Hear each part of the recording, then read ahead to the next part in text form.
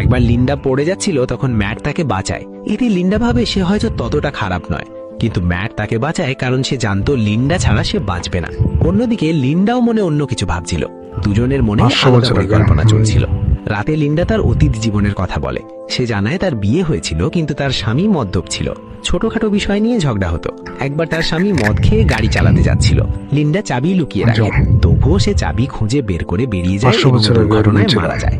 এই ঘটনাটি মনে রাখা জরুরি, কারণ পরে এটি গুরুত্বপূর্ণ হবে। এদিকে ম্যাট ভাবে তার সুযোগ এসেছে। সে বলে এতদিন লিন্ডা একাই সব করেছে, সে রান্না করবে। পরের দিন সে বদলে যাওয়া মানুষের মতো আচরণ করে। সে সব কাজে সাহায্য করে। সে নিজের ভুল স্বীকার করে এবং বলে সে কখনো কর্মীদের মূল্য দেয়নি, এমনকি লিন্ডার মতো মানুষকেও সুযোগ দেয়নি।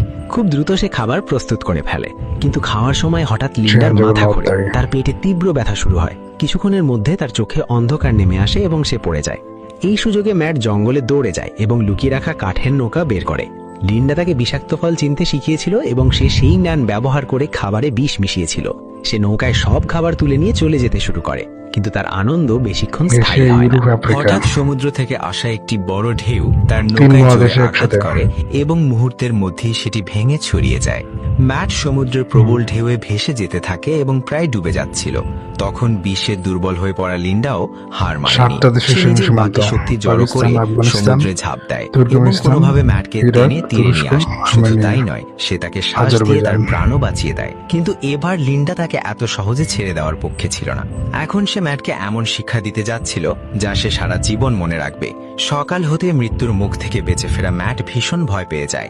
অন্যদিকে লিন্ডা পাশে ব্লু রিং অক্টোপাস ভেজে তাকে শক্তি দেওয়ার চেষ্টা করে, কিন্তু ম্যাট এতটাই অজ্ঞ ছিল যে সে জানতই না ব্লু রিং অক্টোপাস ভীষণ বিষাক্ত।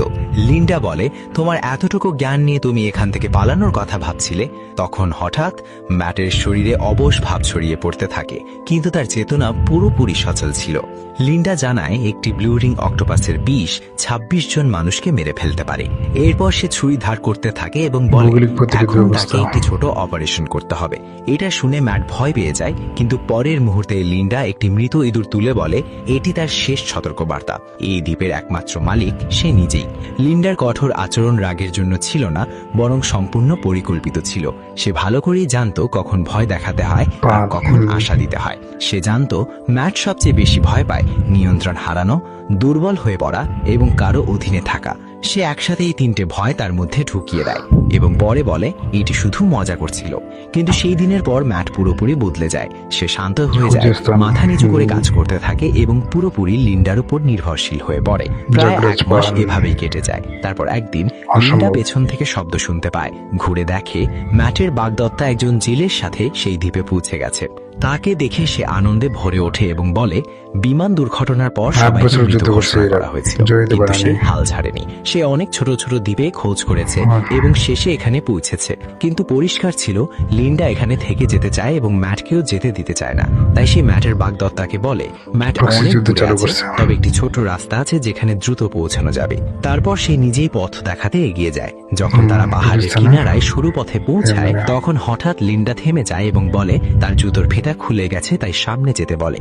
এটি সেই পথ ছিল যেখানে লিন্ডা বহুবার গেছে এবং সে জানতো কোথায় মাটি ঢিলা। সামনে এগোতে তার পা পিছলে যায় এবং সে খাদের ধারে ঝুলে পড়ে। তাকে বাঁচাতে জেলে এগিয়ে আসে, কিন্তু সেও তার সাথে ঝুলে পড়ে। তারা সাহায্যের অপেক্ষায় ছিল, কিন্তু লিন্ডা তাদের সাহায্য করেনি। ক্যাম্পে ফিরে আসার পর কারো প্রাণ নেওয়ার বোঝা লিন্ডার মুখে স্পষ্ট হয়ে ওঠে। সে চুপচাপ হয়ে যায় এবং তার আচরণ পুরো বদলে যায়। ম্যাট বুঝতে পারে কিছু সমস্যা আছে, কিন্তু পুরো সত্য বুঝতে পারে না।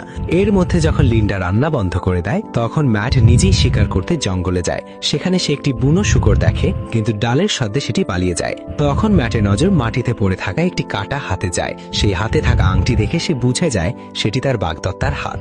লিন্ডার আচরণের পরিবর্তনের সাথে মিলিয়ে সে পুরো সত্য বুঝে ফেলে।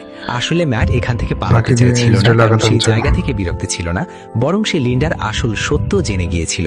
সেদিন রাতে যখন লিন্ডা তার স্বামীর দুর্ঘটনার গল্প বলেছিল, তখনই ম্যাট বুঝেছিল সেটি দুর্ঘটনা নয়, নয় বরং পরিকল্পিত হত্যা ছিল।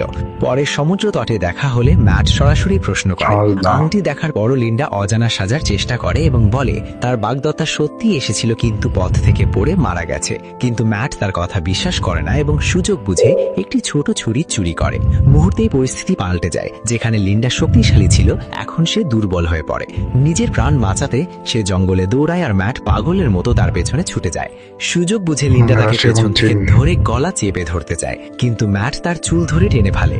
ব্যথায় লিন্ডা কষ্ট পায় এবং তাদের মধ্যে ভয়ঙ্কর লড়াই শুরু হয়। এক সময় লিন্ডা ছুরি পেয়ে সেটি ম্যাটের কোমরে ঢুকিয়ে দেয়। আহত ম্যাট পালাতে গিয়ে সেই জায়গায় পৌঁছে যায় যেখানে যেতে লিন্ডা আগে নিষেধ করেছিল। পেছনে তাকিয়ে সে দেখে সেখানে কোনো বিষাক্ত জলাভূমি নেই বরং একটি বিলাসবহুল বাড়ি রয়েছে। ম্যাট ভেতরে ঢুকে দেখে ঠান্ডা পানি এবং তাজা ফল রাখা আছে। ঠিক তখন আলো ম্লান হয় এবং লিন্ডার কণ্ঠ শোনা যায়। লিন্ডা জানায় সে অনেক আগেই এই বাড়ির কথা জানতো এবং এখানে সরঞ্জাম আনতে এসেছিল। এটি এক ধনী ব্যক্তির বাড়ি যেখানে নিয়মিত খাবার ও পানি রাখা হয়। সে চুপি চুপি পাসওয়ার্ড মনে রেখেছিল এবং এটিকে নিজের গোপন ঘাঁটি বানিয়েছিল। ছুরিটিও সে এখান থেকেই নিয়েছিল এবং ফ্রিজের খাবার ক্যাম্পে এনে ম্যাটকে বোকা বানাতো। বিষাক্ত জলাভূমির গল্প সে বানিয়েছিল যাতে ম্যাট কখনো এখানে না আসে। আসলে লিন্ডাই পুরো খেলাটি উপভোগ করছিল এবং দ্বীপটি তার কাছে স্বর্গের মতো ছিল।